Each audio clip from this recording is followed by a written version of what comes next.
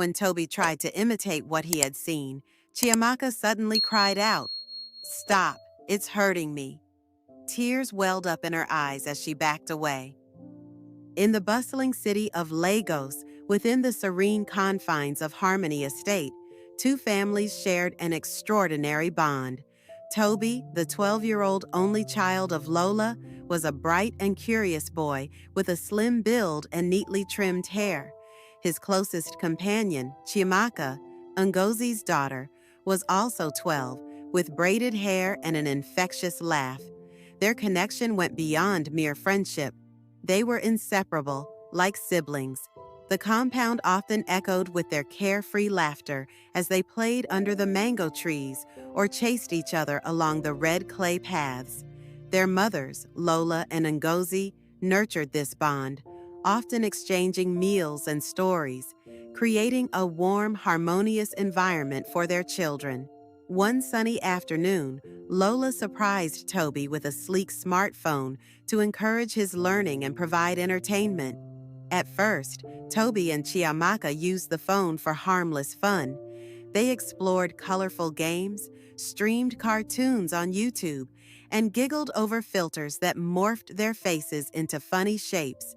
It became their shared treasure, a source of endless amusement during lazy afternoons. Their favorite spot was Tobi's room, where they'd sit cross-legged on the bed, engrossed in the phone's features.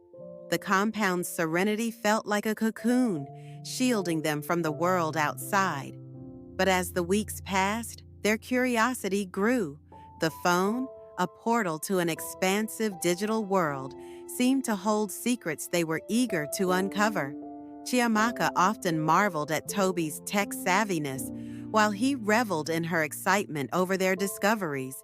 In those early days, life was simple and joyous. Unbeknownst to them, their innocent curiosity would soon lead them into uncharted waters, testing the very foundation of their bond and their understanding of right and wrong. One quiet evening, the usual liveliness of Harmony Estate faded into stillness as Lola and Ngozi headed to the market. Tobi and Chiamaka, left to their own devices, found themselves in Tobi's room with the sleek smartphone that had become their favorite source of entertainment. The cemented paths outside were silent, and the occasional chirping of birds accentuated the calmness of the compound. Tobi, ever curious, scrolled through the phone, searching for something new to explore. Chiamaka, sitting cross-legged beside him, leaned in eagerly. "What are you looking for?" she asked, her voice tinged with excitement. Tobi shrugged, his fingers pausing over an unfamiliar app. The thumbnail displayed dramatic images with bold colors that piqued their interest. "I don't know," he replied, grinning mischievously. "Let's find out." With a quick tap, the app opened, revealing a collection of videos. Tobi and Chiamaka hovered over the screen, their faces illuminated by its glow. They selected a video with an intriguing title, and as it began to play, their laughter faded into silence. The characters on the screen spoke in low, dramatic tones, performing actions neither child fully understood. "What are they doing?" Chiamaka whispered, her wide eyes fixed on the screen. "I'm not sure," Tobi replied, his gaze unblinking. The unfamiliarity of the scenes fascinated them. They exchanged confused glances but said nothing, letting the video continue. It felt mysterious and forbidden, stirring an unexplainable thrill within them. Suddenly, the compound gate creaked open, and the sound of footsteps sent a jolt through their bodies. "Turn it off! They'll hear us!" Chiamaka gasped. Tobi fumbled with the phone, his hands trembling as panic set in. Instead of silencing the video, the volume shot up. Frantic, he finally managed to close the app and shoved the phone under his pillow, just as Ngozi's voice echoed, "Tobi, open this door." Feigning innocence, they pretended to be playing hide and seek. Their mothers suspected nothing, but the moment left Tobi and Chiamaka rattled, unknowingly drawing them deeper into a secret world they didn't yet understand. The events of the previous evening lingered in Tobi and Chiamaka's minds. The thrill of discovery, mixed with the panic of nearly being caught, made the mysterious app all the more alluring. When they returned from school the next day, their parents were out again, leaving the compound quiet and still.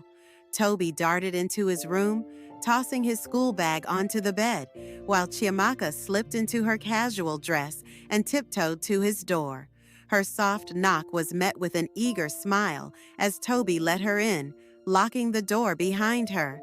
"I've been waiting for you," Tobi whispered, his voice filled with anticipation. Chiamaka grinned. "Let's finish the movie from yesterday." They climbed onto the bed, the phone between them, and reopened the app. The paused image from the previous day appeared on the screen, reigniting their curiosity. "Let's keep this a secret," Tobi murmured, glancing at Chiamaka. She nodded quickly, whispering, "Of course, just you and me." As the video resumed, the scenes unfolded with strange actions and tones neither fully understood, yet the sense of doing something forbidden thrilled them, creating a bond around their shared secret. It became their routine. Whenever their parents left the compound, Chiamaka would sneak into Tobi's room, and they'd immerse themselves in the glowing screen. Over the weeks, their fascination grew, and they began exploring more videos. Each one seemed more mysterious than the last, drawing them deeper into a world they couldn't comprehend. Slowly, their vibrant laughter and cheerful games in the compound faded. Tobi and Chiamaka became quieter, more withdrawn. Their parents noticed the change, but dismissed it as the children maturing. Lola approached Tobi one evening as he sat silently on the couch. "Tobi, is everything okay? You've been so quiet lately," she asked, concern etched on her face. "I'm fine, Mama," Tobi replied, avoiding her gaze. In Ngozi's home, Chiamaka was equally reserved. When asked why she wasn't playing outside, she simply shrugged and said, "I don't feel like it." Their once carefree bond now felt heavy, defined by whispers and stolen glances. The weight of their growing secret began to show, but neither Tobi nor Chiamaka dared to stop. The mysterious world they had discovered consumed their thoughts, leaving their innocence hanging by a thread. The bond between Tobi and Chiamaka grew increasingly complicated as their shared secret deepened. The videos they watched felt thrilling but confusing, leaving them with more questions than answers. One quiet afternoon, with their mothers away at the market, Chiamaka turned to Tobi with a bold idea. "What if we try what they're doing?" she whispered, her eyes lit with curiosity. Tobi froze, her words sending a wave of unease through him. "What if it's dangerous? What if our parents catch us?" he asked, his voice trembling. Chiamaka shook her head confidently. "No one will know. It'll just be us." Tobi hesitated, his heart pounding. He wanted to say no, but the fear of disappointing Chiamaka silenced him. After a long pause, he nodded reluctantly. "Okay, but we have to be careful." The compound was eerily silent as the two slipped into the bathroom, thinking it was the safest place to avoid suspicion. Tobi pulled out his phone, opening a bookmarked scene they'd watched before. His hands trembled as he whispered, "Let's start with this." Chiamaka watched intently, her face serious.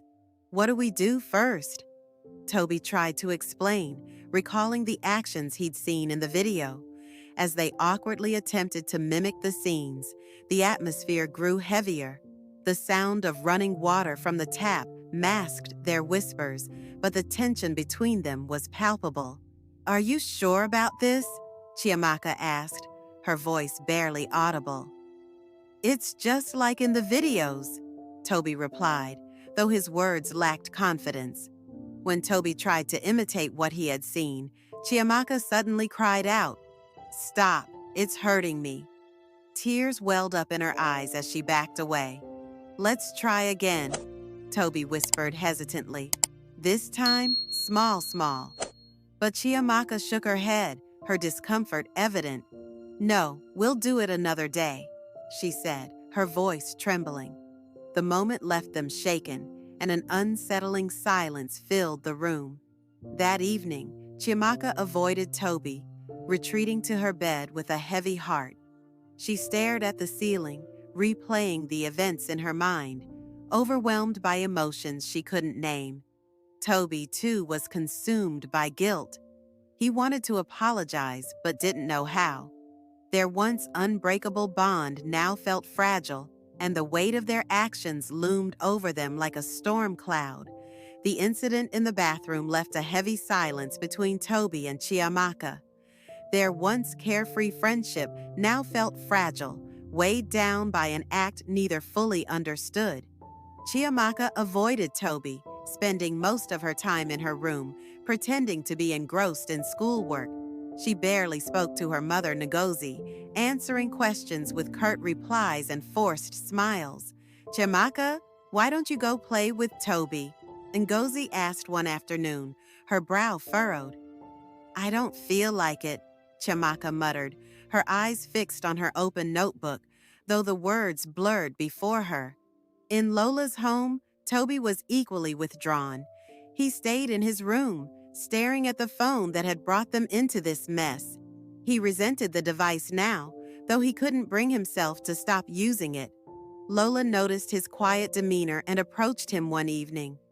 Tobi, is everything okay? You've been so quiet lately, she asked gently, sitting beside him on the couch. I'm fine, Mama, Tobi replied quickly, avoiding her gaze. The compound, once filled with their laughter and playful shouts, was now unnervingly quiet. The absence of their vibrant games didn't go unnoticed by their mothers, who discussed it during one of their regular chats. Chiamaka has been acting strange, Ngozi said. She's always in her room these days. Tobi, too, Lola replied, frowning. I thought he was just being lazy, but now I'm starting to worry. While their mothers pondered the change, Tobi and Chiamaka struggled with the weight of their shared secret. Chiamaka felt a confusing mix of fear, guilt, and sadness. At night, she lay awake, staring at the ceiling, replaying the incident in her mind. She wanted to talk to someone, but shame and fear kept her silent. Tobi, on the other hand, wrestled with his own guilt. He wanted to apologize to Chiamaka, but didn't know how. The bond they once cherished now felt strained, their trust fractured. Finally, unable to bear the silence, Tobi decided to face Chiamaka. Standing in front of her door, he hesitated before softly knocking. It's me, Tobi. Can we talk? He asked, his voice trembling. After a long pause, Chiamaka opened the door slightly, her eyes avoiding his. What do you want? She whispered. I'm sorry for everything, Tobi said, his voice heavy with regret. It's not just your fault, Chiamaka replied quietly. But I don't know how to fix this. Neither did Tobi, but he knew one thing. They couldn't let their friendship slip away entirely. Days turned into weeks, and while Tobi and Chiamaka avoided revisiting the forbidden, the lingering curiosity remained buried beneath their strained friendship. They continued their daily routines, school, meals, and occasional conversations, but the carefree bond they once shared had not returned. One afternoon during lunch at school, Tobi sat under a large mango tree, staring at the ground as the voices of his classmates faded into the background. His mind drifted to the incident, the guilt gnawing at him. As he sat lost in thought, Chiamaka approached, her expression subdued and hesitant. Tobi, she called softly. He looked up, startled, and quickly stood. What's wrong, Chiamaka? She hesitated, glancing around to ensure no one was nearby. Then, in a whisper, she said, I've been thinking about that day. Tobi's heart sank. I thought we promised not to do it again, he said, his voice trembling. I know, Chiamaka replied, her tone almost pleading. But I can't stop thinking about it. I feel like if we try again, maybe it will make sense. Toby shook his head, fear evident in his voice. What if we get caught? What if something bad happens? We'll be careful, Chiamaka said firmly. Just once, and I promise we'll stop for good. Toby hesitated, torn between his lingering curiosity and the fear of repeating their mistake. Chiamaka's pleading gaze broke his resolve. Fine, he sighed after a long pause, but I'll decide when. Chiamaka nodded, relief washing over her. Thank you, Toby. Just once, I promise. The school bell rang, signaling the end of lunch. Without another word, they parted ways and returned to their classrooms. Neither could focus, their minds preoccupied with what lay ahead. That evening, as the sun began to set, their mothers sat on the veranda, engrossed in conversation. The children exchanged brief glances, silently acknowledging their plan. Once inside, Toby lay on his bed, staring at the ceiling, while Chiamaka sat at her desk, pretending to read a textbook. Finally, as their mothers remained outside, Chiamaka slipped into Toby's room. Are you sure about this? Toby asked nervously. Yes, Chiamaka replied firmly. Let's just be quick. As they locked the door, their curiosity pushed them further into forbidden territory, unaware of the lasting consequences that awaited them. The quiet evening in Harmony Estate carried an eerie stillness, broken only by the distant chatter of Lola and Gozi, who remained outside engrossed in their conversation. Inside Toby's room, the atmosphere was tense. Chiamaka sat on the edge of the bed, clutching a textbook to her chest, her breathing shallow. Toby paced nervously, the phone in his hand feeling heavier than ever. Are you absolutely sure? Toby whispered, glancing at the locked door. Yes, Chiamaka replied firmly, though her voice wavered. We'll be quick, and no one will know. Toby hesitated, staring at the glowing screen as he reopened the app. The bookmarked scene appeared, the paused image bringing back a flood of unease. Chiamaka leaned closer, her eyes fixated on the screen. Let's do this, she said softly, her tone laced with nervous anticipation. They attempted to reenact the scene once more. This time, Toby managed to penetrate Chiamaka slightly, but her sharp cry of pain halted him instantly. Stop, it's hurting, she exclaimed, tears brimming in her eyes. Toby froze, guilt washing over him. I'm sorry, he stammered. I didn't mean to hurt you. Chiamaka wiped her eyes and shook her head. It's okay, she whispered, though her voice cracked. Let's stop for now. The tension in the room was suffocating. The children dressed quickly, their earlier curiosity now replaced with a heavy sense of shame and confusion. As Chiamaka slipped out of the room and returned to her own, the weight of what had happened settled on both of them. That night, Chiamaka lay on her bed, staring blankly at the ceiling. The events replayed in her mind like a relentless loop. She clutched her pillow tightly, tears slipping down her cheeks. A strange and unsettling feeling lingered within her, one she couldn't fully understand, but knew she didn't want to feel again. In his room, Toby felt the same. He sat on the edge of his bed, the phone discarded beside him. For the first time, he hated the device that had brought them to this point. He buried his face in his hands, guilt and regret weighing heavily on his chest. The next morning, the children avoided each other. Chiamaka stayed in her room, pretending to study, while Toby lingered in the living room, silent and withdrawn. Their mothers, noticing the change, exchanged concerned glances but dismissed it as typical moodiness. The once inseparable bond between Toby and Chiamaka now felt fragile, the weight of their actions threatening to shatter it completely. They had crossed a line neither of them fully understood, leaving them to grapple with the consequences in silence. So, dear parents and guidances, in today's fast-paced digital world, children are exposed to vast information and experiences at an early age, often without fully understanding the consequences. The story of Tobi and Chiamaka reminds us of the critical role parents play in guiding their children through the challenges of growing up in a technology-driven era. Join PaulSeries on YouTube for stories that inspire, educate, and empower parents to guide their children safely through the digital world. Please like, share, and subscribe to PaulSeries, stay updated, and be part of a community focused on protecting innocence and fostering growth.